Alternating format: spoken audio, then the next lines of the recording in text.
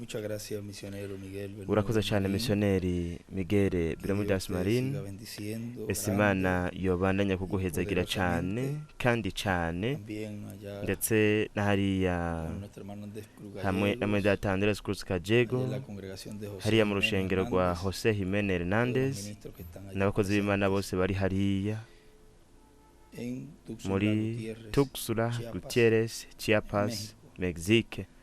Hoy viernes Uyu munsi kwa 19 de gatanu agosto tariki 19 z'ukumunani de este año mw'uno mwaka wa 2022. 2022.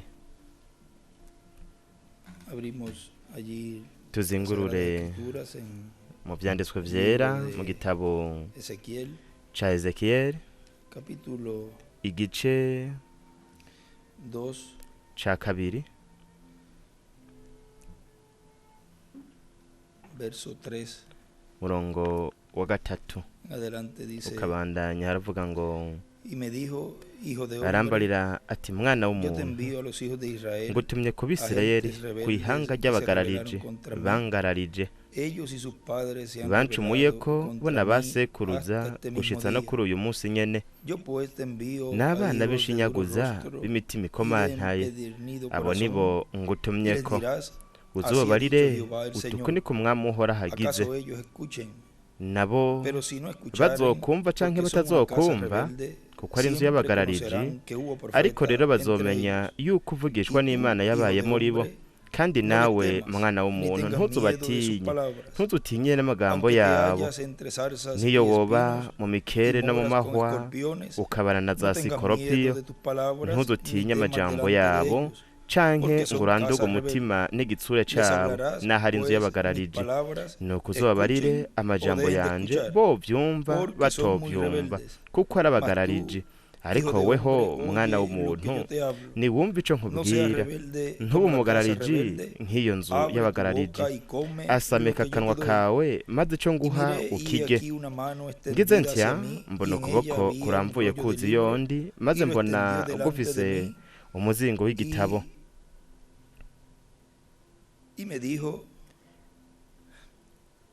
y lo extendió delante de mí, y estaba escrito por delante Akizingururira y por imbere detrás, yanje, kandi y cari había canditswe imbere escritas n'inyuma, en él endechas canditswemwo y canditswemwo lamentaciones intimba y ayes. n'amaborogo n'amahano.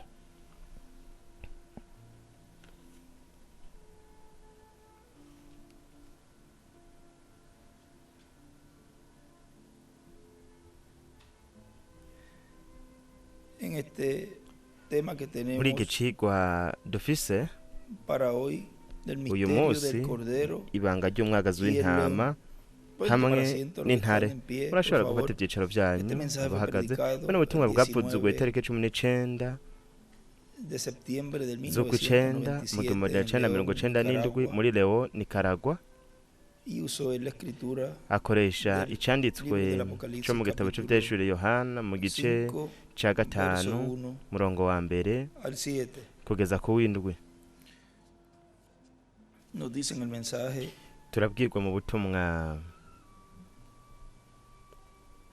Revelación, Ivyahishuwe capítulo 5, igice ca gatanu 1, umugabane wa mbere en la página ku rupapuro 27, rwa 27.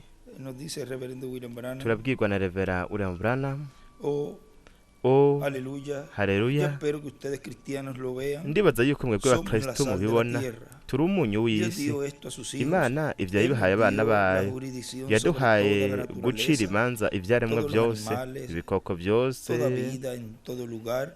ikintu cyose kiri Pero n'ubuzima Adán, ahantu hose. nuestro Ariko padre, se lo Adamu entregó sogokuruza a Satán. wacu yabisubije Pero ¿a dónde ha Satani. llegado eso? Ariko A ivyo su vyashitse dueño hehe? legítimo, Vyasubiye Dios kwa quien nyenevyo, lo hizo. Imana Amén. ari we La yabiremye, herencia de los yabishizeho. hijos de Amen. Dios en el año de Iragi jubile, ry'abana escribe b'Imana mu mwaka wa yubile, niko yaciye yandika No muri es de data William. maravillarse que Mbega Juan dijo: ntibitangaje ko Yohana yavuze lloré amargamente, ati nararize cyane, porque él no podía hallar kuko alguno que fuera ntiyashobora digno kubona para umuntu redimir abereye el hombre kuducungura.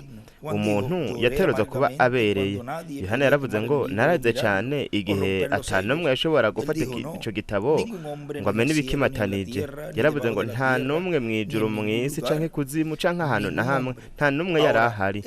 Rero wewe ntiyigeze yibaza ku bamarayika. Mwibuke ino si ntiyahawe abamarayika, ino si ni irage ry'umuntu. Gaburiyeli yarabereye n'ivyo candika ngo Gaburiyeli. Ubundi muntu yarabereye ninde? Miguel. Byari gushoboka, uyo yari gushobora kuba abereye kugira ngo abikore, ariko nta muntu n'umwe yarabereye. Aho acaca agarongo munsi cane kw'iryo jambo ngo umuntu abereye, acacaho no muzingi. Urabona, Yohana yararize cane, acandika ngo yararize Yohana. Umuntu aramubwira ati kubera ko ubwiwe ntiyarabereye. Ibyo nuko byari bimeze. Uwo muntu yarare mu bubasha bwa mpwemu yera, ntiyashobora gukora ikosa nk'iryo. Ntiyarabereye, ntiyashobora kubona umuntu n'umwe abereye. Nuko rero yaravuze ati wa mukuru yaraje, canke umumarayika w'inkomezi aramubwira ati nturire, kuko intara yo mu muryango wa Yuda, amen, umunago wo kw'ishizi ca Dawidi yaranesheje, amen, yarigaruriye ibintu byose. Mu yandi majambo, ni wabereye gufata ico gitabo, amen. Mwibuke wewe ntiyari bwamubone hataragera ico gihe. Kubera iki? Kuko yari yicaye ku ntebe hariya, ku ntebe y'ubwami, intebe y'ubwami y'Imana. Yarari iruhande, yarari ahera ha cane, acandika ngo ahera ha cane. We ntiyari bwamubone hataragera ico gihe. Umunago wo kw'ishizi ca Dawidi ahera ha cane, uburinganire bw'indwi, niko yaciye yandika ngaho, hamwe n'inyenyeri ya Dawidi. Nuko rero Yohana yararindiriye kugira ngo arabe, abone aho hari akanya intare ije, ariko yabonye umwagazi w'intama. Nguyu yaraje, bene data, acandika ngo uwigarurire byose, akarongo intare, umuntu. Nguyu bene data, biciye muri abo bantu, ayo mahanga menshi, biciye muri mpwemu yera, aho yaranesheje byose. Nta wundi muntu akomeye cyane w'ubwenge, akomeye cyane uretse uyu ashobora kwicisha bugufi. Niwe muntu anesha. Uwo muntu ashibugwa hana hariya, ariko agakomeza kuba umushumba, musuku wa Kristo. Uwo niwe anesha byose. Rero yaravuze ati yaranesheje, ni wabereye gufata igitabo no kukizingurura no kumena ibikimatanije. Turabwirwa no mu butumwa ibanga ry'amaraso ya Kristo, twarabubonye ejo bundi. Yaravuze bwavuze tariki indwi z'ukw'icenda mu 1997 muri Guatemala. Yaravuze ngo rero twarabonye yuko hasobekerana, haba impinduka mu gihe cacu, ndetse no mu bantu, hamwe no mu ntumwa, ndetse no mu kibanza. Impinduka z'igihe, impinduka z'ikiringo, impinduka z'ubutumwa, impinduka z'abantu, hamwe n'impinduka z'ubukozi bwa Yesu Kristo. Akareka kuba umwagazi w'intama, akaba intare, akareka kuba umuherezi, akaba umucamanza w'isi yose. Kandi izo mpinduka nizo twebwe tuzoba turiko turabona mu gitabo c'imatanijwe. Aratubwira ku rupapuro rwa 80, haravuga Yohana yari kararira. Mbega niki none cari guca kiba? Wa mukuru yaramubwiye ati Yohana ntiwongere kurira, kuko ngiyi intare iraje, niwe yanesheje. Ariko igihe Yohana yaraba, yabonye umwagazi w'intama avirana amaraso, yari yarishwe. Buri kintu cose cishwe kiba cuzuye amaraso. Nk'igihe ikintu bagiciye izose canke ikindi kintu, ico kintu kiba cuzuye amaraso. Uwo mwagazi w'intama rero yaje ngaho, yarishwe, kandi no kubera iki yararengutse, kwari kugira ngo yisubize ivyiwe, ivyo yacunguye. Amen.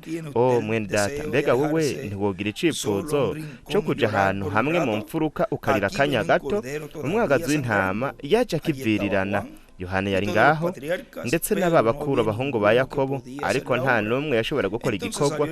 nuko rero umwagazi w'intama yaciye aza, iminsi yiwe y'ubucunguzi yari yaheze, iminsi yo kutuvuganira. Niho rero uno mumarayika azogaragara, yandika ngo kwisubiza ivyiwe. Murindire kugeza aho tuzoshika mu byamutarije bwavyo. Azovuga ati nta gihe kiri ukundi. Nuko rero hazocatangura inusu y'isaha y'agacerere. Aho kandi hepfo yo kwisubiza ivyiwe yaciye yandika ngo ica kabiri, avyandika mu gitigiri, ndetse acandika ngo inusu y'isaha y'agacerere. Mwiyumvira ibintu bizoba muri ino nusu y'isaha y'ikimatanije c'indwi Imana niyabishaka. Wewe ubu ava mu kibanza co kutuvuganira kugira giriki, kugira ngo yisubize ivyiwe. Wewe yarakoze igikorwa c'ubucunguzi, aramanuka yigira umuntu, arapfa, akora igikorwa c'ubucunguzi bwa bugufi, ariko ntiyari bwisubize ivyiwe.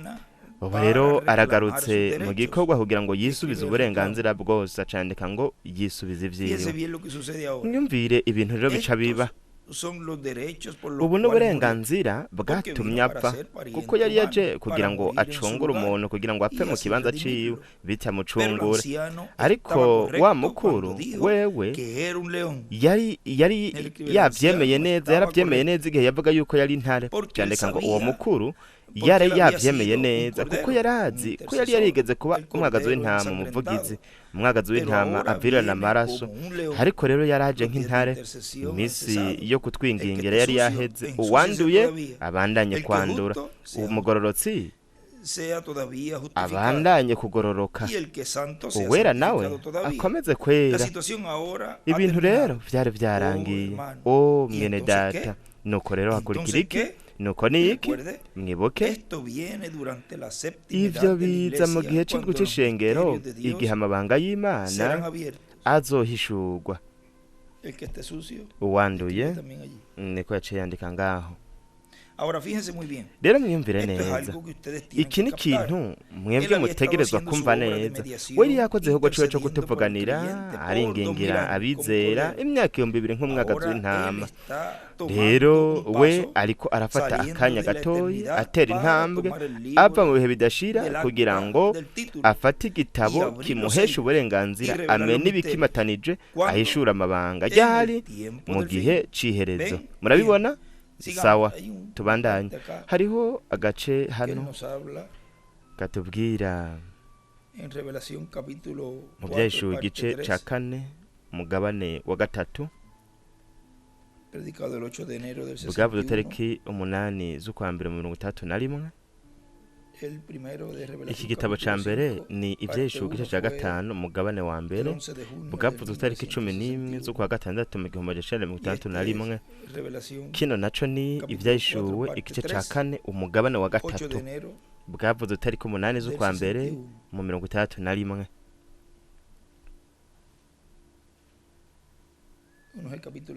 Igitabo kimwe ni igice ca 5, ikindi gitabo naco ni igice ca 4. Haravuga ku rupapuro rwa 47, timurabe ngaha avuga ku bijanye n'ahera mw'iriba rya riba. Aha ni imico, ibitereko ko matara, 1 2 3 4 5 6 7 buri kimwe cose muri vyo kirafise umuco. Mbega none uwo muco kiwukura hehe? Mbega niho umuco umurika? Mbega umuco uburiko uramurika hehe? Ntuburiko uramurika ngaha mu mfuruka ryo mw'idini runaka, uburiko uramurika ngaha kw'ijambo n'amazi yo gutandukanya. Aho niho aciye yandika, acacapa inyenyeri ya Dawidi. Mbega ni bande batandukanye? N'abamarayika nibo batandukanya Mose na Eliya.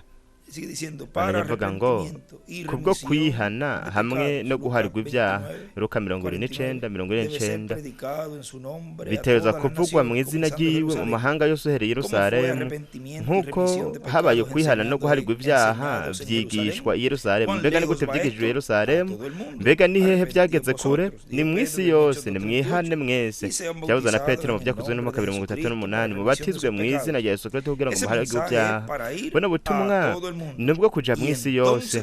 Nuko rero iherezo rizoca riza, nuko iherezo rizoca riza nyuma y'uko buno butumwa buzoba bwakwiye mu isi yose. Aho yandika ngo ubutumwa bwiza bwaragiye mu isi yose mu kiringo c'ubuntu, ubu naho ni iherezo. Aca yandika ngo bingana igenya yo muri Matayo igice ca 13:37 kugeza ku 43 no mu gice ca 13:47 kugeza ku 50. Namwe ubutumwa bwitwa ngo igihagararo c'umuntu atunganye. Turabwirwa mwibuke aho twari twagarukirije mu bimatanije ko aho ari mu gihe c'iherezo. Kandi niki kiba mu gihe c'iherezo? Ni mwumve ikintu kiba twagisomye ngaha ndetse no ku 43 muri buno butumwa igihagararo c'umuntu atunganye. Haravuga ngo kandi ikintu gikurikira cahishuwe igihe ikimatanije camenywa kugwaho ni intare. Aca yandika ngo mwisarura. Intare, ukuza kwa kabiri kwa Kristo. Ubwa mbere yaje ku nkumi, inshuro ya kabiri naho azoza ku ntare. Aca yandika ngo ukuza kwa kabiri bingana intare. Banavuga ngaha mu gitabo c'imatanije, waraje kugira ngo amene ibimetanije, ahishura amabanga yose ya marayika w'indwi. Ubutumwa bwiwe nubwo guhishura amabanga y'Imana. Amabanga y'Imana ari ngaha muri ibi bimetanije ndwi. Yandika ngaha ngo marayika w'indwi w'ikiringo. Amabanga y'Imana ari ngaha muri ibi bimetanije ndwi. Uko niko yabivuze. Rero umwagazi w'intama araje kandi arahinduka akaba umuvugizi hagati y'Imana n'abantu, agahinduka intare. Kandi amaze kuba intare afata igitabo kirimwe uburenganzira bwiwe bwose. Imana yarakibitse kandi ribanga. Ariko umwagazi w'intama none haraje. Nta numwe yashobora gufata ico gitabo kuko cari kikiri mu maboko y'Imana. Yandika ngo intare, ndetse kandi yandika ngo intare umwami. Nta papa n'umwe, nta n'uwundi muntu wundi ashobora gufata ico gitabo. Bimatanije ndwi ntivyahishuwe. Ariko igikorwa ciwe kirarangira rero nk'umuvugizi. Nuko rero aca agaragara. Wa mukuru nawe yavuze yuko yari intare kandi aje asohoka. Mwene data, mbega ikintu gikomeye cyane kugira ngo afate igitabo ahishura amabanga y'Imana, ariyo yabaye ivyiyumviro canke ugongoshwe muri ibi bihe byose vy'amadini. Yandika ngo ibihe vyo mu madini.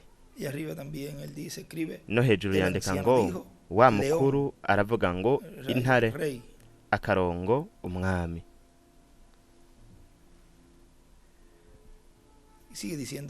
Banavuga ngaha mu nyigisho za Bibiliya aho twari twagarukirije, aravuga ngo kandi igihe uwanyuma mu batoranijwe azoshika, Kristo azoba mu kibanza cyo kutuvuganira.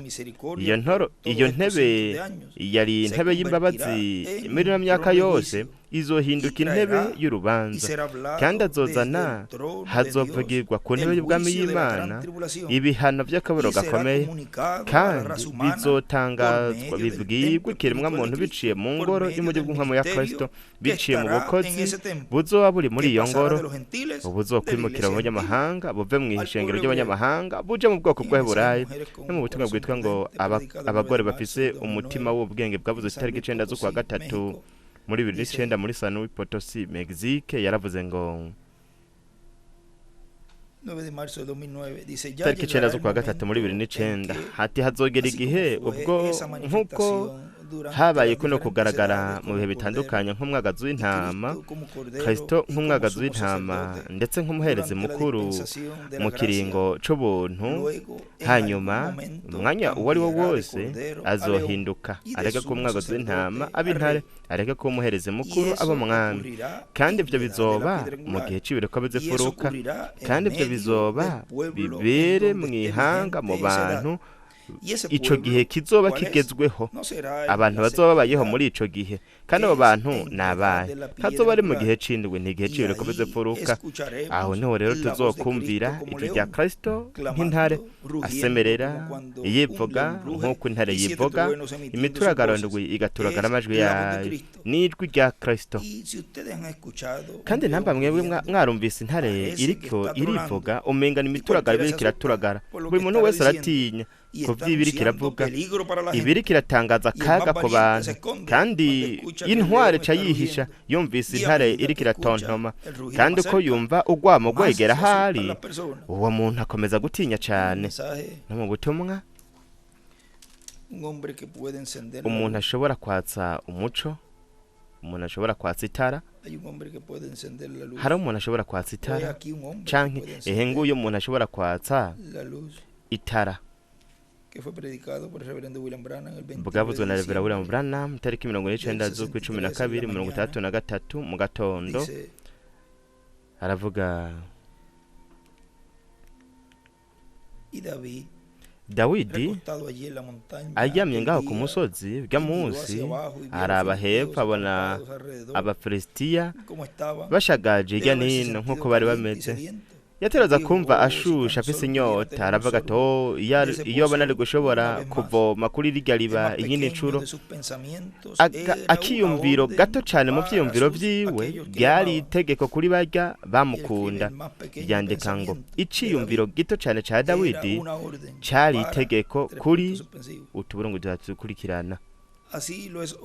Uko niko bimeze uyu munsi, iciyumviro gito cane mu vyiyumviro vya Yesu canke ku bijanye n'ijambo ryiwe cyategerezwa kubibwizwa kuri twebwe abanyamahanga tumukunda, kuko turazi yuko aje mu bubasha, ntaco bitwaye nubwo yokwankwa gute. Ijuru n'isi bizokugwaho, ariko we azoganza neza neza n'igihe ijuru n'isi bizoba byakuweho. Turazi yuko aje gufata ububasha, kuko nta n'umwe iyo buza ngo ivyo bintu ntibibe. Uwo ni Kristo, uguhishurirwa kwiwe, kandi ivyo bizoba neza neza nk'uko ijambo rivuga ko biri, kuko ni ijambo.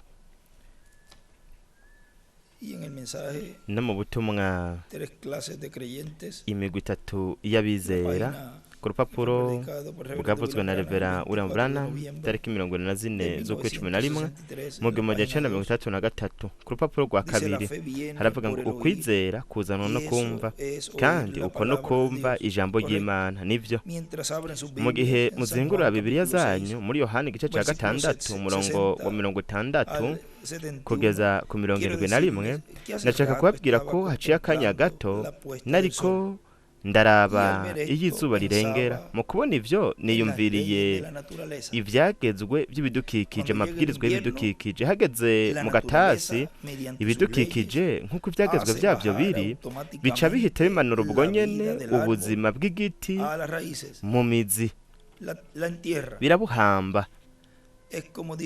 Ni nka kwa kundi Yobu yavuga ati ico mukampisha ikuzimu, ukandindira ahihishije gushitsa aho burake bwawe buzoshirira. Uko niko bimeze, ukampisha. Nuko yabona ibidukikije biriko biramanura ubuzima bw'igiti kugeza mu mizi, kandi aho niho yaguma kugeza uburake burangiye.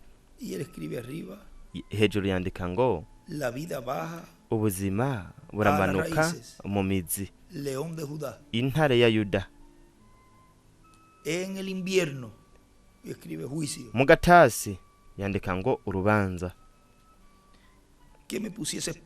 ukanshingira igihe kandi ukazonyibuka. Yobu 14:13. Ibidukikije birafise amabwirizwa kandi nta kuyaca ku ruhande. Uko niko ivyagezwe by'ibidukikije bimeze, ni nako kandi hariho ivyagezwe vya mpwemu, ari navyo nyene atako bica ku ruhande. Ivyagezwe vya mpwemu niko yaciye yandika ngaho.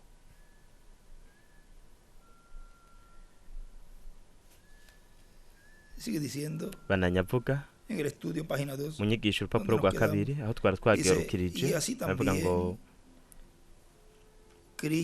uko ni nako Kristo muri mpwemu yera mu kugaragara kwiwe kwa nyuma azoza umwanya umwe ahinduka areka ko umwagazi w'intama ab'intare.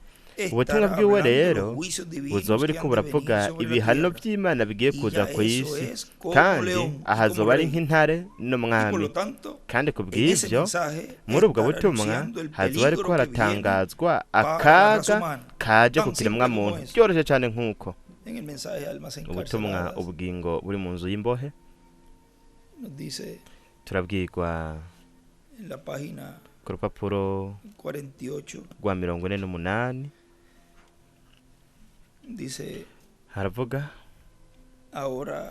ati rero mwebwe mwarumvirije ino kaseti nk'uko nshaka ko mwebwe mwobona iri shengero mwa kano kanya, kumbure namwe nyene mwamuri ko mwiyumva ko nyene. mbega byogenda gute bibaye uko mwiyumvire ivyanditswe biri ngaha? byoshoboka ni ugwe kwa gatatu ko kubwira ubutumwa abazimiye bidashira ari bo banse ubutumwa bw'agakiza. ntimwavuga muti ariko ishengero rizokomeza, yego bazobandanya buri gihe nk'uko byama, ariko mwibuke muri iki gihe cose Nowa yari ari mu bwato, co kimwe n'umugeni nawe nyene ari imbere ari kumwe na Kristo. uwa nyuma azoba yamaze gucungurwa. ikimatanije ca gatandatu kizoba cabaye, ikimatanije c'indwi naco gice kimugarukana ku isi. umwagazi w'intama yaraje afata igitabo agikura mu kuboko kw'iburyo ko yari yicaye kuri irya ntebe, hanyuma aricara yandika ngo ku ntebe yiwe y'ubwami, yisubiza ivyiwe ivyo yacunguye.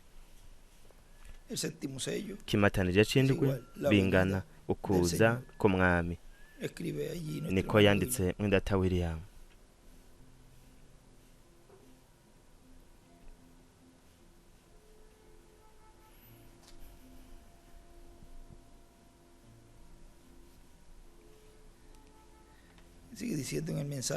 bananyavuga mu butumwa bwitwa ibyahishuriwe urupapuro rwa 2 mu nyigisho, uguhishurirwa kuri mu mituragarondwi Yohana yumvise akabuzwa kuyandika.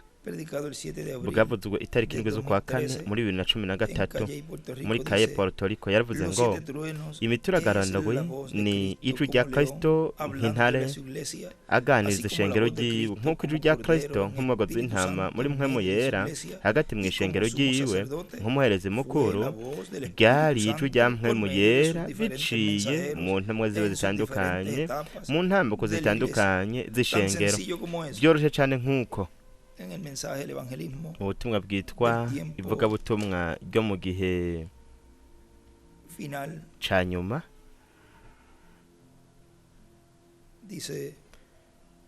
haravuga ku rupapuro rwa 12 hepfo, bwavuzwe na Reverend William Branham tariki 3 z'ukwa gatandatu mu 1962. yaravuze ngo rero igihugu ca nyuma yahaye ishengero ryiwe imbere gato yuko aduga mw'ijuru akakirwa mu bwiza. yarababwiye ngo nimuje mw'isi yose. iwe yarahejeje kuzuka mu bapfuye, abenshi muri bo bari bicaye bari hamwe nawe. rero aca arabakarira arabereka ugukomantara kw'imitima yabo kubwo kutizera kwabo, kuko batizeye bariya bari babonye nyuma yuko yari yazutse. murabe bobo bari barose intahe ko babonye umwami, abandi nabo ntibavyemera.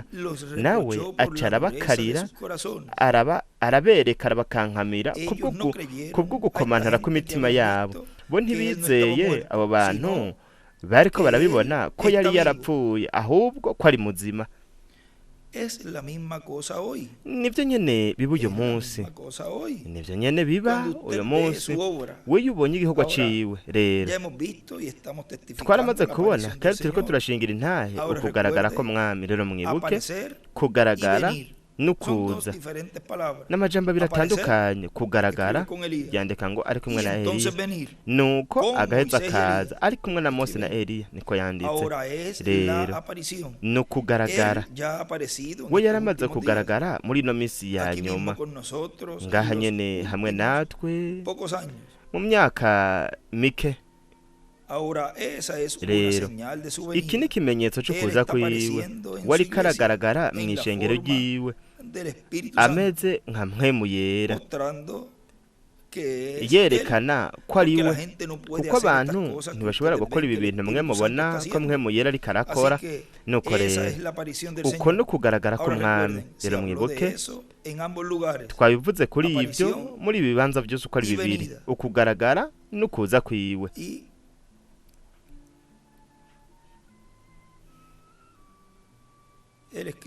Yandika ngaho ngo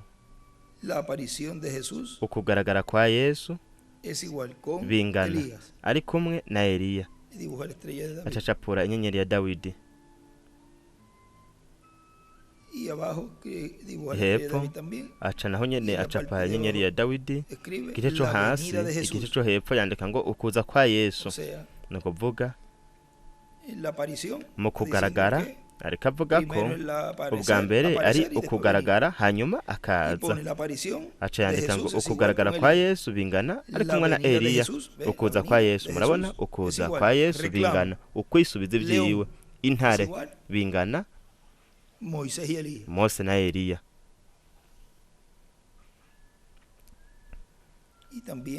Ndetse no mu butumwa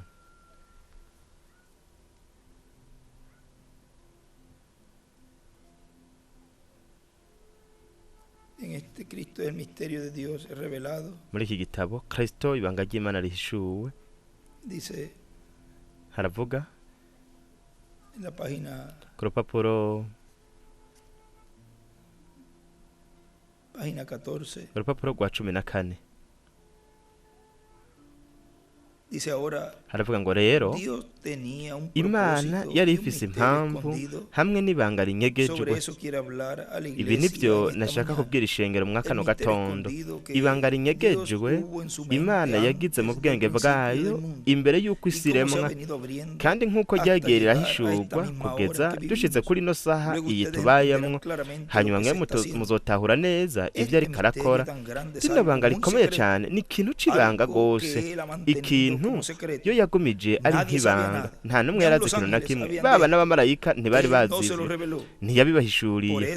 Ico gituma mw'ibanga ry'indwi igihe ryahishurwa ikimataniro c'indwi habaye agacerere.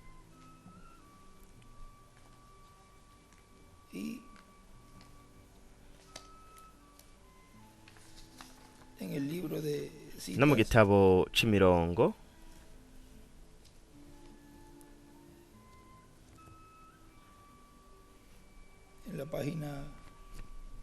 urupapuro rwa 86 agace k'amajana 731 haravuga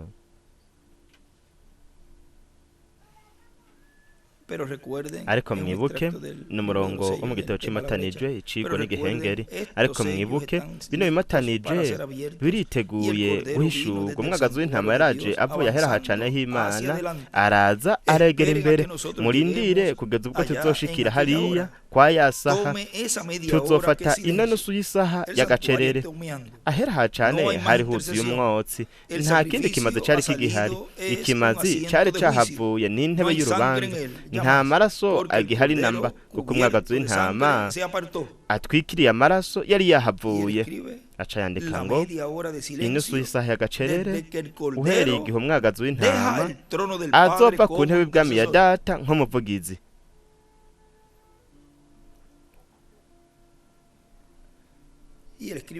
Aca yandika ngo inusu y'isaha hamwe na piramide.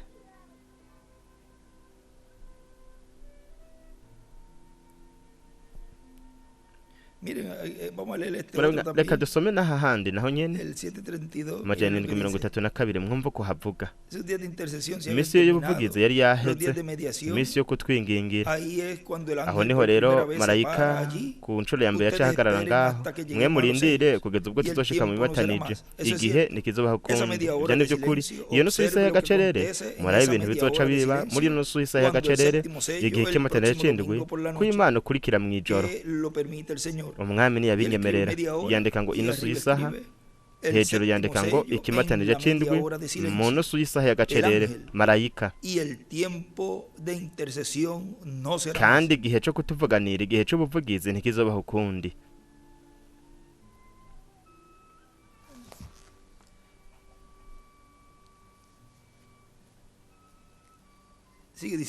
banavuga ngaha aho twari twagarukirije muri kirya gitabo Kristo ibanga ry'Imana rihishuwe, navuga ngo igihe Yesu yari ari ku isi baramubajije igihe azogarukira, arabishura ati n'umwana ntazi aho ivyo bizobera, nuko Imana ivyo byose ibifise muri yo kandi nibanga. Ico gituma habaye agacerere mw'ijuru kangana hafi igice cy'isaha, mituragaranwe yaraturagaye, Yohana abuzwa kuyandika ukuza ko mwami. Ico ni ikintu n'ubu atarahishura ingene azoza n'igihe azozira, kandi ni sawa ko atabitangaje atabivuze. Nibyo we yari yavyerekanye kandi akabihishura muri buri rugero tubona muri Bibiliya. Ico gituma Bibiliya ari uguhishurirwa kw'amabanga y'Imana muri Kristo. Bibiliya ni ukugaragazwa kwihangiro rimwe Imana yari ifise, no kuvuga ngo impamvu imwe rudende iyo yashaka gushitsa muri Bibiliya yose. Nuko rero ibyakozwe n'abizera muri Bibiliya byamye ari ishusho kugira ngo bagaragaze ya hangiro rikomeye ry'Imana. Rero muri no misi ya nyuma we yarabihishuye, yaravyerekana, kandi hamwe n'ubufasha bw'Imana turaza kuramwa kano gatondo ivyo mwami yarafise mu bwenge bwiwe iki gihe cose, hamwe n'ivyo yagiye aragaragaza. Ngaho rero turashobora kubona insiguro ikomeye cane y'icari co kumenyekana kw'ivyo, kandi tugerageza no kuvyerekana ku mugaragaro. Jewe sinigeze ngerageza kwinjira mw'ido nido ukuntu Imana yabimpishuriye. Aca yandika ngo sinabivuze mw'idonido canke ngo ntanga amakuru yose. Mwibuke yuko ari ahantu aho yavuze ngo, aho yamubwiye ngo ibi ntihagire n'umwe uzobibwira, hariya igihe yerekwa gihema nini Karpa Katedrale.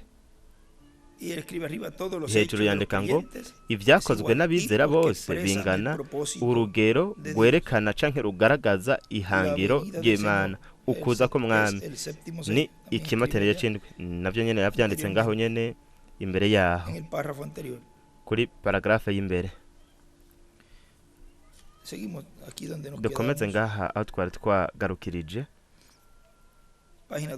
urupapuro rwa kabiri hepfo.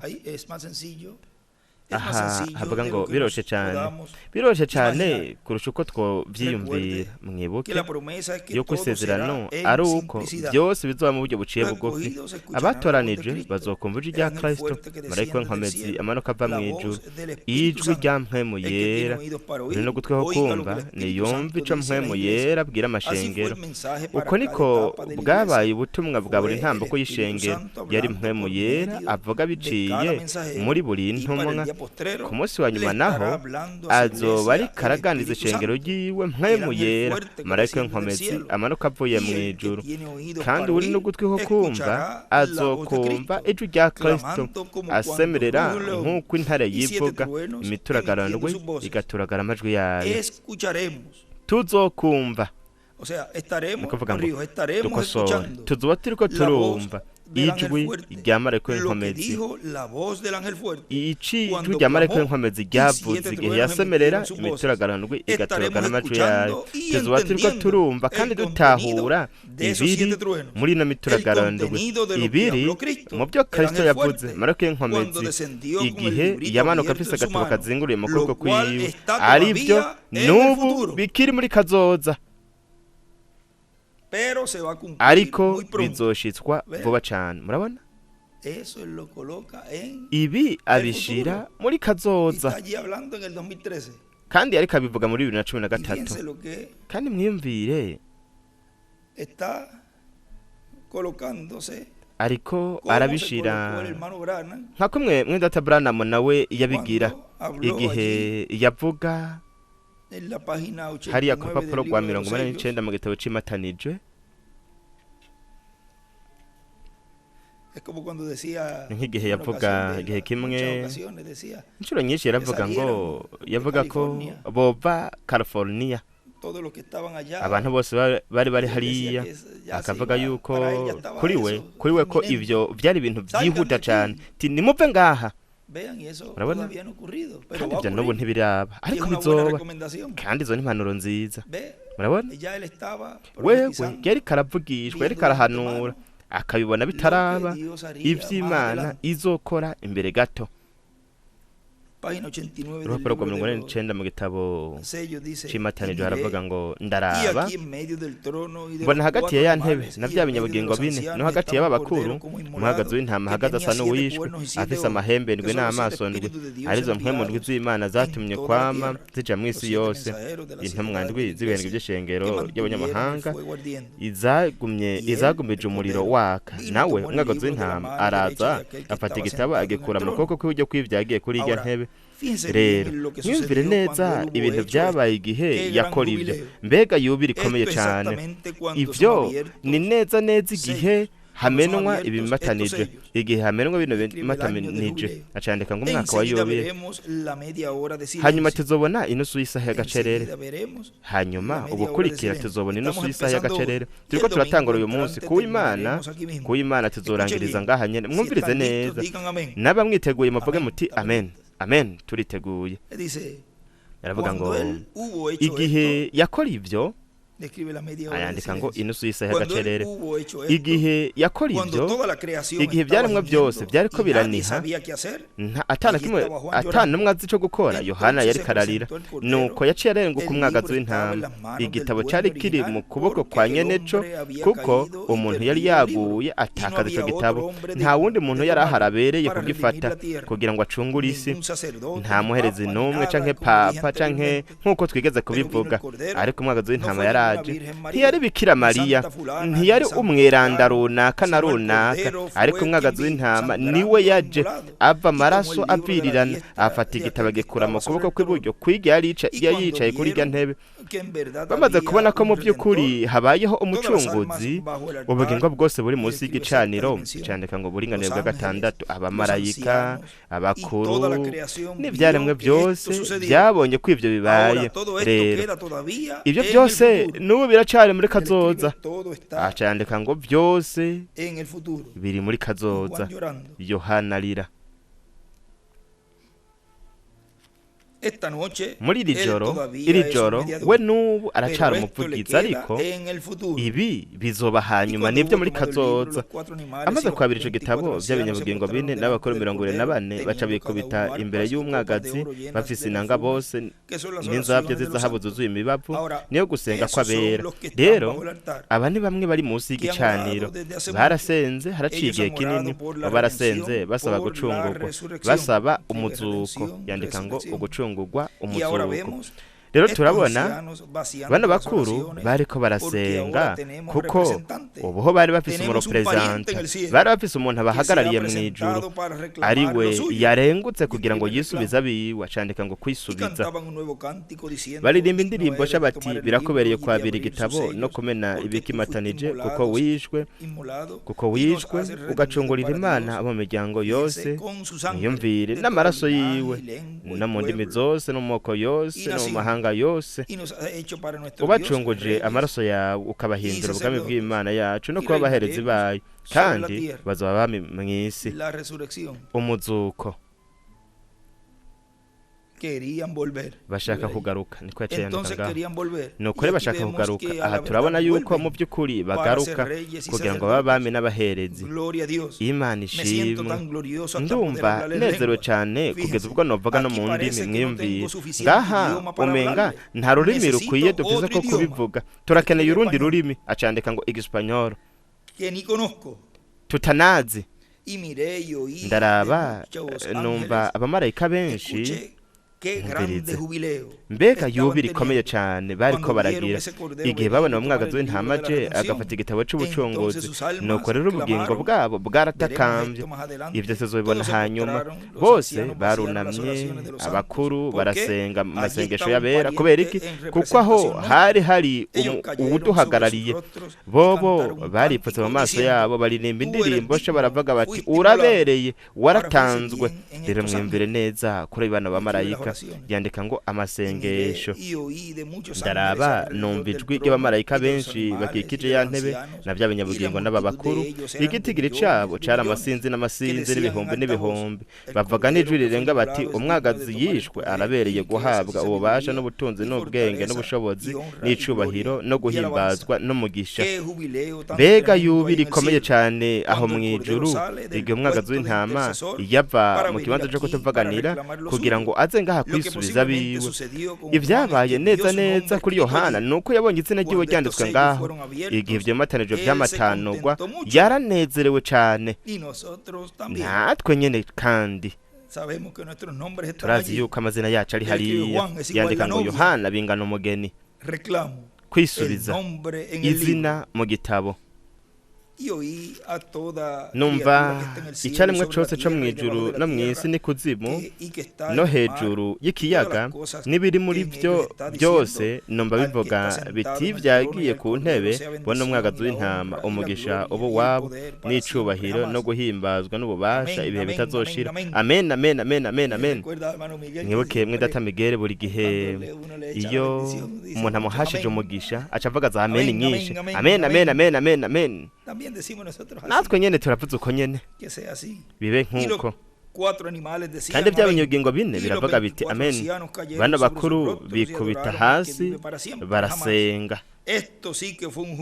Iyi yari yubiri ikomeye cyane, yandika ngo umwaka wa 50 wa yubiri, igihe gikomeye cyane, igihe ujya mwagazi w'intama yaza. Murabona igitabo c'amabanga ndetse no mwijuru cari kidombagire, cari kimatanije. Wowe bavuga uti izina ryanje ririmwo ntavyo nzi kombure, kandi nambe izina ryawe ririmwo nuko ryanditswe ngaho uhereye kuvisa itararemwa. Ariko ikintu ca mbere cyashushanya burya bucunguzi ni umwagazi w'intama yatanzwe uhereye kuvisa itararemwa, yatanzwe nk'ikimazi. Yarafashe igitabo banishimwe arakizingurura agikura kwimatanijwe, akirungika ku isi, akirungikira marayika ntumwa w'indwi kugira ngo agihishure.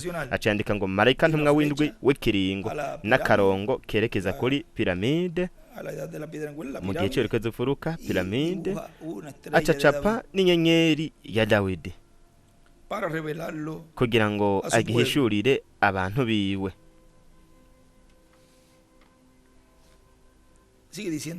Baravuga aho twari twagarukirije ngaha,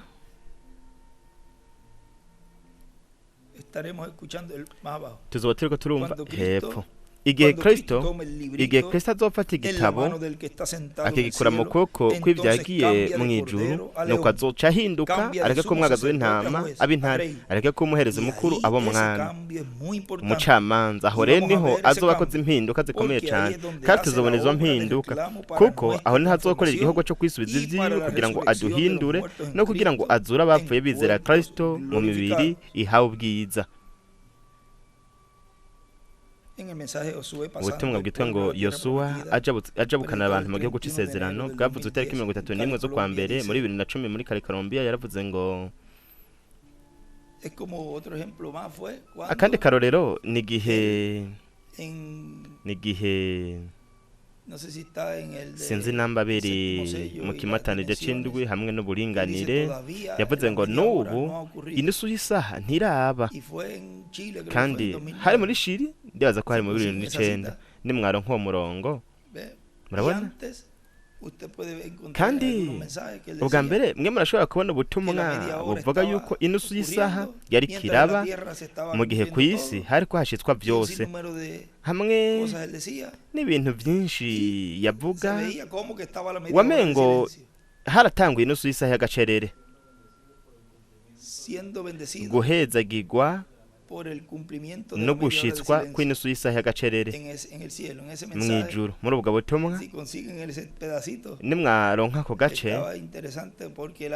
karakomeye cyane, kuko ngaho nihavuga yuko inusu y'isaha yataratangura.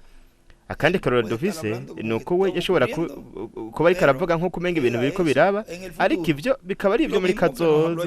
Ni navyo nyene yatubwiye ngaho. We yaje aravuga ibiri muri na mituragarondowe marako y'inkomezi, amarako avuye mu ijuru, ivyo byose. Kandi yaravuze ngo marako y'inkomezi igihe yamanuka afite agatabo kazengura mu kuboko kwiwe, arivyo n'ubu bikiri muri kazoza. pero se va a cumplir muy pronto. ariko bigiye gushitswa vuba cyane. Y si lo Kandi leemos cuando lo tengan tuza ahí, kubisoma igihe tuza kuba para que twabirose quede también, kugira ngo navyo tal y nyene como, ibigume y como fue dicho, nk'uko para que quede en byavuzwe el estudio. kugira ngo bije mu izi nyigisho. Pásamelo por aquí, Binzanire ngaha, bizanire familia. ngaha, turi mu muryango. porque es bueno que quede en el Kuko ni estudio byiza ese yuko byoja mu pedacito izi ahí, no lo nyigisho tenía kano acá a la gace mano, ntako nari mfise ngaha donde hafi él habla eso, aho avuga kuri ivyo que en ese año ko muri uno mwaka dice, aravuga siendo bendecido por el guhezagirwa no cumplimiento gushitswa de la media hora de kw'inusu silencio y'isaha en el cielo, y'agacerere mu predicado el ijuru domingo bwavuze 11 de octubre ku del Imana itariki 11 2009 en z'ukwi Santiago, 11 Chile. muri 2009 muri Dice, Santiago muri Chile por lo yaravuze ngo tanto, para kubw'ivyo este rero tiempo final, muri la iki gihe promesa ca que nyuma estaremos isezerano siendo bendecidos nuko por tuzoba el turiko cumplimiento de la turahezagirwa media no hora de gushitswa kw'inusu silencio en el y'isaha cielo. y'agacerere mu ijuru Estaremos siendo tuzoba turiko bendecidos turahezagirwa con todo el misterio hamwe que n'ibanga causa ryose silencio en el ryatumye haba cielo agacerere como mu por media ijuru hora. kangana n'igice cy'isaha Todavía ese n'ubu silencio en el cielo ako gacerere no ha mu ocurrido, ijuru ntikaraba pero va a ocurrir. ariko kagiye kuba. Primero se tiene que ubwa cumplir mbere el contenido haterezwa del gushitswa séptimo sello, ibiri y mu luego se kimatare abre el c'indwi cielo hanyuma y se da a kikugururwa mu conocer la ijuru historia del nuko séptimo hakamenyekana kahise como k'ikimatare sucede c'indwi con los otros nk'uko sellos. biba no Y ku bindi entonces se da a bimatanije conocer la nuko historia en el hakamenyekana cielo a los ángeles kahise y a mu ijuru todos los kakabwirwa creyentes en abamarayika Cristo hamwe que n'abizera están en el Kristo bose bari mu cielo, ijuru porque partieron kuko bavuye de mu la tierra, mubiri murieron bava ku y isi están en el barapfuye paraíso, bari muri en la paradizo sexta mu burenganire bwa y gatandatu a todos los santos hamwe del n'abera Antiguo bose bo mu Testamento isezerano que rya resucitaron kera con Cristo, abazukanye están en na el cielo Kristo también. nabo Buena nyene bari noticia, mu o sea, ijuru todos amakuru no se kuvuga les bose da la noticia bazohabwa amakuru de ese misterio del y'iri séptimo banga sello, de la ry'ikimatare venida del c'indwi Señor, ukuza k'umwami con la apertura del mu séptimo sello kumenwa en el cielo, kw'ikimatare c'indwi mu causa ijuru un silencio total. bituma haba agacerere Porque nadie mu mwuzuro sabía, kuko nta nadie n'umwe conocía ese yarazi misterio. nta n'umwe yarazi Y iryo luego se banga abierto en el hanyuma cielo, ryarahishuwe mu dándose ijuru a conocer lo que era ese séptimo sello, hamenyekana ico arico iki lo kimatare que era la c'indwi venida del Señor, ico arico la kuza venida kw'umwami del Hijo del ukuza Hombre en el kw'umwana cielo. w'umuntu mu ijuru Y alguien tiene que dar a kandi conocer hari ese umuntu ategerezwa misterio. kumenyekanisha iryo banga Y no puede ser, kandi ntashobora kuba uno vyiza podría seguir umuntu hablando yoshobora kubandanya avuga de todo lo que hay akavuga ahí, ku bintu byose biri pero ngaho entraríamos allá a la ariko tercera twosanga etapa, twinjiye mu en la gahugu wa parte gatatu mwa ca gice donde le fue dicho al aho hermano Branham que no dijera mwidata nada. William Branham yabwiwe ko atovuga ko n'ikintu na Estamos en kimwe jubileo. turi muri yubire. Mire, no, si Murabe. quieren seguir leyendo, siguieron umuntu otro pedacito aquí. yobandanya Todos asoma reka necesitamos mbandanye nsoma kandi las gaco bendiciones kari que ngaho están prometidas twese para ser turakeneye dadas en el imigisha cumplimiento de lo yasezeranywe que él ha prometido kugira ngo para este tiempo hamenyekane final. hatangazwe Yo gushitswa necesito esas ko bendiciones. ibyasezeranywe ¿Qué más? muri iki gihe ca Cada nyuma uno de ustedes jewe también, ndakenewe iyo y migisha ustedes que están nande en otras wundi naciones. n'umwe wese namwe Hemos llegado n'abari mu al bindi tiempo más bihugu glorioso del twarashitse programa mu gihe divino. c'ubwiza cane Hemos umugambi llegado a la edad de w'Imana oro del twarashitse reino mu de gihe Dios. c'izahabu Hemos c'ubwami llegado a la edad bw'Imana de oro twarashitse del mu gihe c'izahabu cristianismo. c'abayikristo Hemos llegado al c'iyobokamana tiempo en que de ry'abakristo un momento a otro twarashitse se mu va a gihe completar ubwo la umwanya iglesia uwo del Señor wose Jesucristo. ishengero ry'umwami Yesu Y Kristo Cristo rizokuzura cambiará de sumo Kristo sacerdote a azohinduka rey, nareke de kumuhereza cordero umukuru a león, w'umwami y nareke kuba comenzará umwagazi w'intama b'intare una nueva nuko etapa en el hazotangura programa intambuko divino nshasha mu para mugambi el w'Imana reclamo kugira ngo de todo lo que yisubize de todo ibintu lo que él ha byose redimido con su yacunguje sangre amaraso preciosa. yiwe y'igiciro murabona Tenía que ir ahí yategerezwa kuja hariya obligatoriamente ese extracto. Muchas gracias. wategerezwa kuja ngaha nyene no murongo wategerezwa kuza ngaha urakoze cyane Sigue musore diciendo aquí, abantu yavuga ngaha ngo Josué pasando el pueblo la Yosuwa tierra ajabukanira abantu mu gihugu predicado el c'isezerano 21 bwavuze de tariki enero del 31 z'ukwa mbere muri Colombia, 10 dice, muri kari Colombia la yaravuze voz ngo de Cristo ijwi rya en Kristo Apocalipsis, mu byahishuwe capítulo 10 del igice ángel c'icumi fuerte que desciende ijwi del rya marayika cielo, w'inkomezi amanuka ava mu el ijuru cual es Cristo. ari wari Kristo Dice que clamó como cuando yavuze ko ruge un ryasemereye león, nk'uko y intare 7 yivuga truenos emitieron imituragara sus ndwi voces. ituragara amajwi La yayo voz de Cristo ijwi como rya león, Kristo nk'intare ya no como cordero, ntabwo ari nk'umwagazi ya no w'intama como sumo ntabwo ari sacerdote, nk'umuherezi mukuru sino como león ahubwo ni nk'intare y juez. Y n'umucamanza en el mensaje no mu butumwa Revelación capítulo byashuwe igice 5 ca parte gatanu 2 mugabane wa kabiri predicado el 18 de bwavuze junio tariki 18 z'ukwa gatandatu mu gihumbi magana cenda mirongo itandatu na rimwe dice el reverendo William turabwirwa na Branham en la Revera William página Branham ku rupapuro 42 rwa 42 dice el 7 aravuga y el ati último de estos sellos ikimatanije c'indwi canke ica muri ibi bimatanije igihe yabishura haciye haboneka ibyahishurwa igice c'icumi hariho umumarayika w'inkomezi ari we yari Kristo yamanutse ashinga ikirenge ku isi ikindi ku kiyaga aduza ukuboko kwiwe aravuga ngo umunsi urarangiye cyandika ngo ikiringo ca kabiri igihe carangiye caheze ibihendwe todo terminó byose tiempo de los byarangiye gentiles escribe igihe cy'abanyamahanga niko yiciye yandika ati nta gihe kizobaho kundi acandika ngo nta gihe kizobaho kundi aje nk'intare yo mu muryango wa Yuda yaravuze iryo ni ijwi kandi muri iki gihe ibanga ry'Imana ryategerezwa guherahezwa. Imana iyo ariyo n'ingene yagaragaye nk'igihe kino kimataniro cy'amatanurwa, ingene dutanguye gutahura yuko yari umwana w'Imana, yari Imana ubwayo yigize umubiri, kandi guhishurirwa kwiyariyo ibyo byaterezwa kuba byarangiye imbere yuko n'umumarayika ashobora gushinga ikirenge ku kiyaga n'imusozi akarahira ko hatazobaho ikindi gihe. Igihe kino gihe kizoza yandika ngo ahera cyane, acacapa inyenyeri ya Dawidi. Turi mu gice kibanza ahera, turi mu gice kibanzirizaho aho nyene. Acacapa ico gice kibanza acacapa igihe c'indwi c'ishengero. Igikurikira nivyahishuwe 10, ikirenge, imusozi no ku kiyaga. Igihe kizoba carangiye ubucunguzi buzoba bwaheze, niho rero aca yinjira nk'intare. We yari umwagazi w'intama rero, ariko yinjira ari nk'intare yo mu muryango wa Yuda. Bandanya avuga aho twatugejeje. Mu yandi majambo, aho niho Kristo mu kuza kwe kwa kabiri ahinduka akareka ko umwagazi w'intama kaba intare, kuko ni intare y'umuryango wa Yuda, umunago w'igishitsi ca Dawidi. Vyongeye kandi ni inyenyeri icibatsi yo mu gaturuturu. Kubw'ivyo rero, uko no kuza ko mwami ku munsi wa nyuma asemerera nk'uko intare yivuga, kandi ubwo ni urutare rwa kabiri, urutare rw'i Kadeshi Barineya, rushushanya ukuza kwa kabiri kwa Kristo. Kandi hazohaguruka abantu n'imigwi bagwanye ukuza kwa marayika w'inkomezi aboneka ava mw'ijuru, ari wari Kristo. Kandi buri muntu wese azohaguruka agwanya marayika w'inkomezi amanuka avuye mw'ijuru, ari Kristo, mu kugaragara kwe kwa nyuma nk'intare yo mu muryango wa Yuda, azokwagirizwa ukubamba ubugira kabiri, kuko Mose hariya yaragirijwe gushiraho ishusho n'ingero y'ukuzoba ukuza kwa kabiri kwa Kristo. Ico gituma mwitegereza mu kuza kwa kabiri kwa Kristo ntabwo byari canke byari birimwe yuko azobambwa, ariko Mose yononye ishusho n'ingero. Mu yandi majambo, hazoba ukubamba ko mu buryo bw'impwemu. Buri muntu wese azohaguruka agwanya ukuza kwa marayika w'inkomezi, uwuje ari nk'intare y'umuryango wa Yuda, nk'umwami w'abami n'uganza abaganza, asemerera nk'uko intare yivuga, imituragano igaturagara amajwi yayo, no kuvuga ivuga mu buryo bw'umwongekanyo. Vuga iki? Yavuga ubutumwa bw'inkuru nziza y'ubwami, ubutumwa ubugingo buri mu nzu y'imbohe. Urupapuro kwa 49. Reka dusome kano gace kuno murongo. Haravuga ngo mureke ndababwira ibi imbere yo kurangiza. Tugiye kurangiza, hariho inkuru y'ikintu cabaye muri Irlande, aha imbere y'ibahari. Hariho uri kuramanuka ku kiyaga, hariho ibuye ryera aho ku nkengera. Hariho umuntu rero ariko araca ngaho munsi runaka, ariko yari kwa yasaha nyene igihe ikiyaga cagira cuzure. Aho hejuru rero ku musozi haba umuntu w'umunyabwenge, yandika ngo igihe cire ko bizefuruka, Mose na Eliya.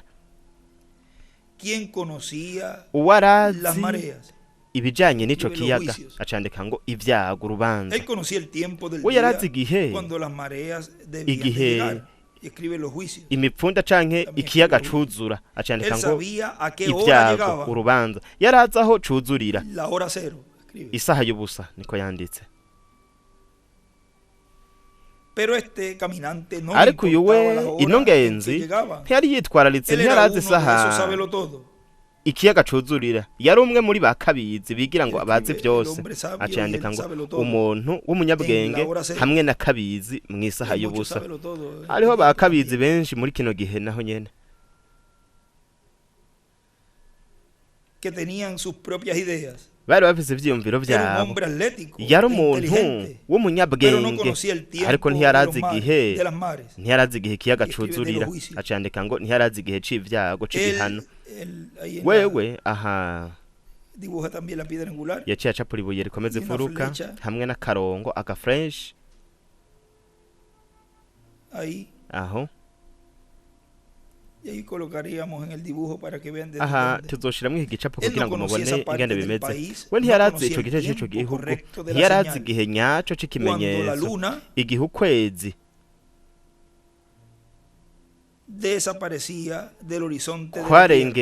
kwarenga kw'isi. Acandika ngo ikimenyetso c'urubanza ukwezi kurenze. Mwene data, hageze igihe ubwo Imana izokura mpwemu wayo kw'isi, nuko rero nta kindi kintu kizoba gisigaye, aho azoba ari iherezo. Yandika ngo ikimatero ca gatandatu ukwezi kurenze. Acandika ngo ishengero, amazi, yandika ngo umuriro yari guca twara isi yose nk'uko byabaye igihe Imana yatangura mu itangura igice ca mbere. Ni ukuvuga ivyo bizoba ari ibihano vy'akoro gakomeye n'amabombe ruhonyanganda hamwe n'ibindi n'ibindi. Ariko aho ishengero rizoba ryanyakuwe, rizoba ryajanwe ryakuwe ngaho. Ariko ukwezi kwari kukiri ngaho ishengero, niko yanditse. Igihe genda gato cane ikiyaga cacu gitangura kuzura. Uwo munyabwenge we yarabayeho, yandika ngo Mose na Eliya yarabaye ngaho iruhande y'ikiyaga, yarazi igihe cuzura. Ariko uwundi muntu we ntavyo yarazi, ntiyarizi ibintu nk'ivyo, kandi nta na kimwe vyari bimutwaye. Uwo muntu w'umunyabwenge ariruka aramubwira ati, mugenzi, ni gute wubahuka kubandanya ugenda? Ati, garuka n'ingoga kuko uru ruhome ruhari ntuza gushobora kuruduga, turaza guhona. Ibimenyetso ngibi, ikiyaga kigiye kuzura umwanya uwo ari wo wose, kandi ntuza gushobora kugaruka, ntusubire kugenda. Nibyo buri gihe twaje turababwira, uhereye igihe runaka ntukavuge namba atacu utahura, kandi ntunigane kugira ngo umuntu akagwana akanigana kugira ngo abantu ntibaronke ibihano vy'Imana. Ariko bari ngaho bakabiza bigira ngo bazi byose. Nuko ubundi muntu arabonye abwenga aratwenga. Murabona babandi bama baranegura, aramutwenga arababwira ati, rabana n'ivyawe. Ati, jewe ndazi ivyo nshobora canke ntashobora gukora. Aho ikiyaga kica kiruzura, kica kiramutwara. Murabona buri gihe hariho igihe aho hataba hakiri ihigo. Aca yandika ngo umunyabwenge hamwe na kabizi ibihano. Turashobora kuba twacere kurusha uko twiyumvira.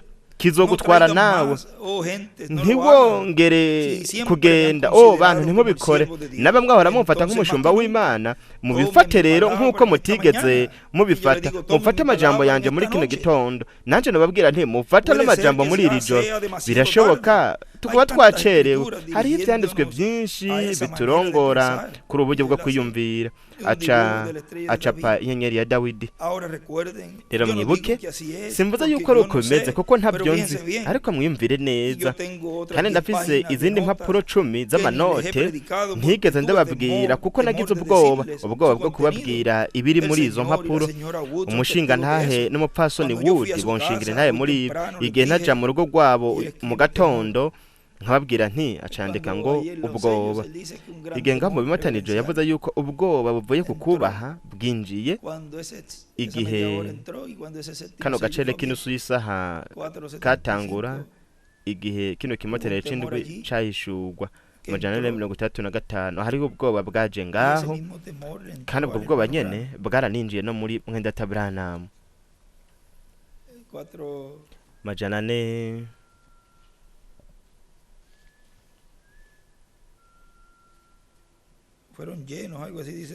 barujujwe ibintu nk'ivyo, barujujwe ubwoba buvuye ku kubaha.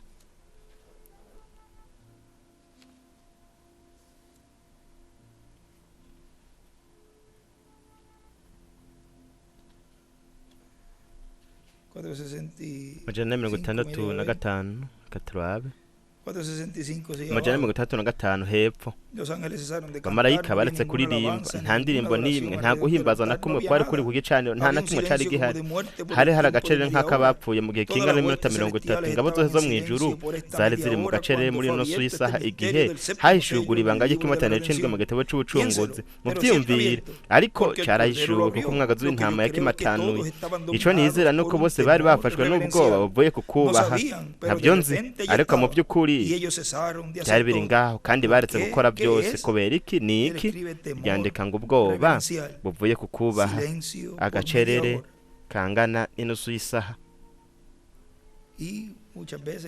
kandi akenshi ntibagira buno bwoba buvuye ku kubaha bakavuga nk'abasazi akenshi bakavuga batiyumviriye mu gihe ari igihe cyo kugira buno bwoba buvuye ku kubaha bagenda bafise imisumani ibirato bisongoye nk'imisumani aho abamarayika batinya no kugendagendera ibyo nabyo twarabisomye ikindi gihe kimwe nta bwoba bafise aravuga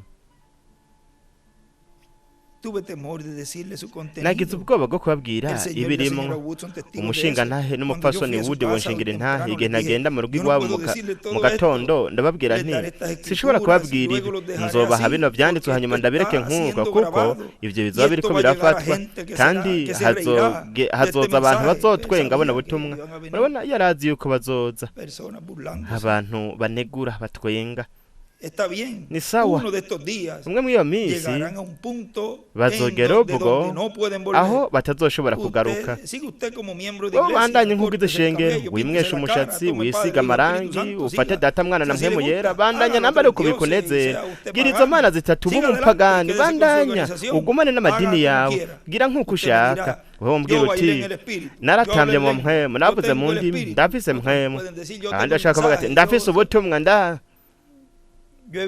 narabonye seki bakora ibyo nyene narabonye abapfomo bavuga mu ndimi bakazisobanura ndetse bakanandika mu ndimi zitazwe bakazisigura ndetse naranabonye bano ngo amaraso y'igikankara c'umuntu bagatakambira seki bagatamba mu mpemu abo kwa Muhammad baswahili baratamba mu mpemu kugeza ubwo bashobora gufata n'ibiti bakabishira munsi y'inzara barashobora kandi no gufata bagafata icumu bakagizibura mu maso ntihagire ry'amaraso ribavamwo abahinde baragendera ku muriro batambaye ibirato umuriro ufise nk'imetero imwe n'imetero y'ubwaguke bakagendera ku muriro waka cyane ariko bigiriye ntihagire n'ikimenyetso na kimwe kigaragara yuko bahiye ariko hamwe n'iyo byose bakanka kugaragara kwa Yesu Kristo oya mugenzi n'ijambo niryo bibahuza abantu n'ijambo bateruza kubumwe Yesu n'ijambo bari kimwe we yari jambo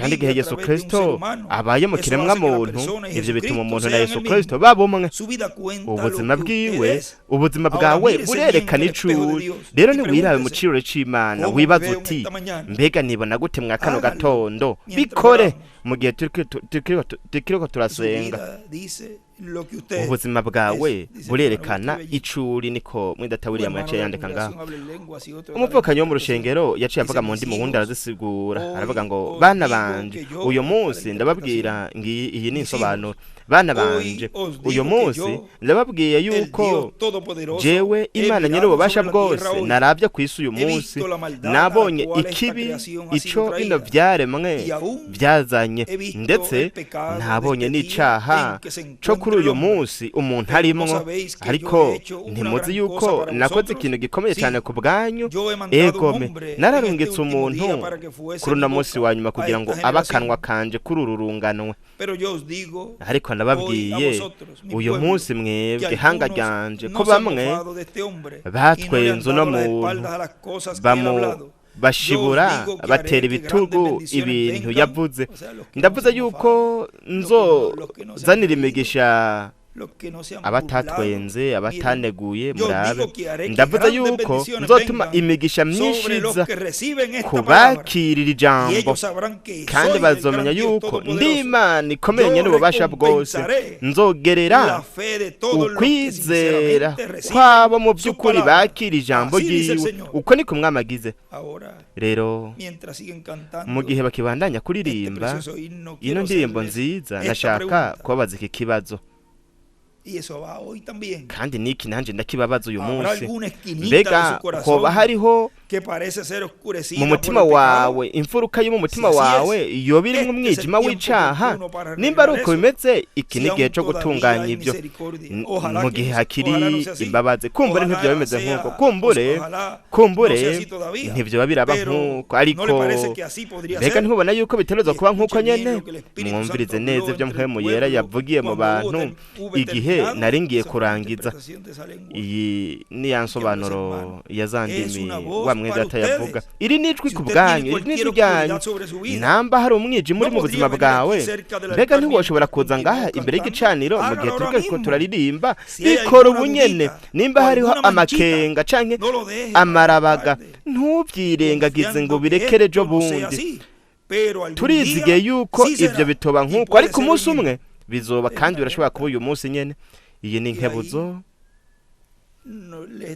inkebuzo Imana irike yaduha biciye muri Revera William Branham kandi ni inkebuzo Imana yamye iza iraha abantu b'Imana muri iki gihe inkebuzo yo kwiyeza ari byo Imana ishaka kugira ngo tube twiteguye twakira ukugendererwa tugiye kuronka vuba ari umuzuko kugira ngo tube twiteguye ntiturindire uwo mwanya kugira ngo abereho twitunganya twirukanka oya twatereza kuba twitunganije kugira ngo twakire abo bashitsi hanyuma tubabonye tuce duhindurwa abandanya avuga aho niho imbere gato avuga ko ikuzimu iriko iraremerwa ngaha ku isi uburenganire bwa gatanu kuzimu ku isi ndabivuze kugira ngo bigume ngaha kuko ariko ndarondera ibyo ariko nimurabe aho biri ngaha hepfo igihe yari karangiza buno butumwa kuzimu ni ukuvuga ngo uburenganire bwa gatanu buriko buraremwa nuko rero urugamba rudasanzwe bizoba bigoye cyane kugwaruka ariko twebwe abavyeyi turagerageza kandi tukarondera uburyo bwiza kugira ngo bo ntibaje muri ivyo bintu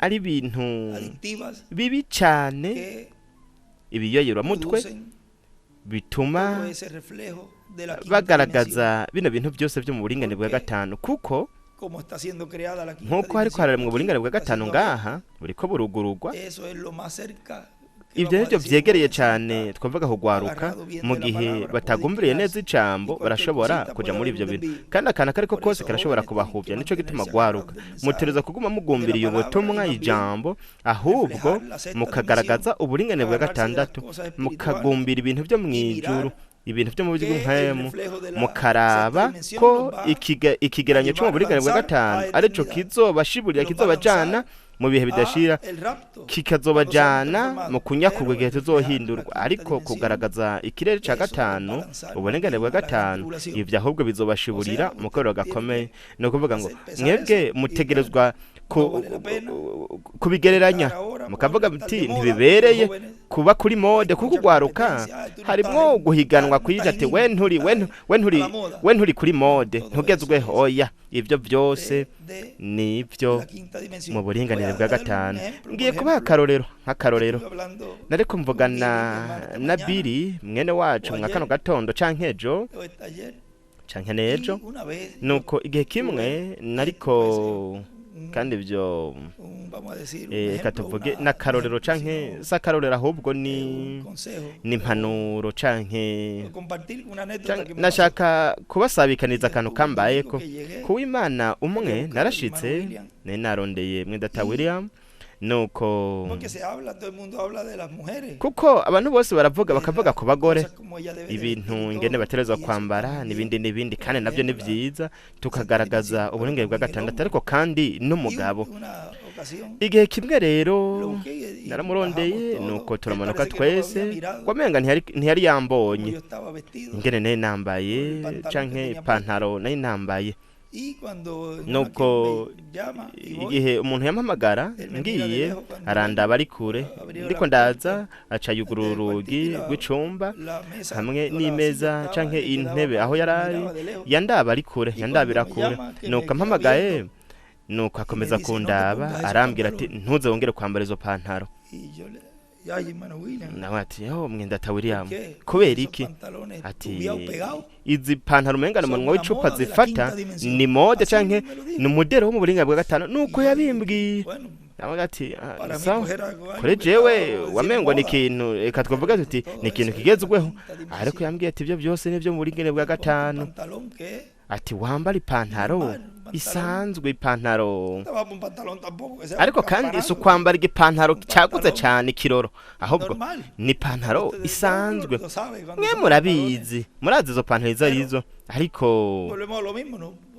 reka twongere tugaruke kuri ibi kuko naho nyene twoca dukabiriza tukarenza ariko ivyo byarambaye ko hanyuma nararavye ndavuga ati yarafiserezo hari ipantaro umuntu ashobora gutora ipantaro ntoya ariko kandi ikaba yagutse gato ikaba yagutse ku buryo bwo umuntu ariko aratambuka itamugora ipantaro itamubana cyane rero utu twari utuntu duto cyane ariko kangahe cyane umuntu akwiye kuba aryamiye amajanja kuko atanabizi asanga ariko agaragaza uburingane bwa gatanu yibaza ngo ari kuri mode yibaza ngo agezweho mode imwe rudende canke ukugegwaho kumwe rudende dukoreje ijambo no kugaragaza uburingane bwa gatandatu kuko aho niho turiko turaja kukugera ku gutungana kandi Imana nambirikira twegerera nambirikira twemerera kugira dino sobekera canke ko no kubisikanya no kure duhere ngaha kugira ngo nihagera kino gihe nihagera ico gihe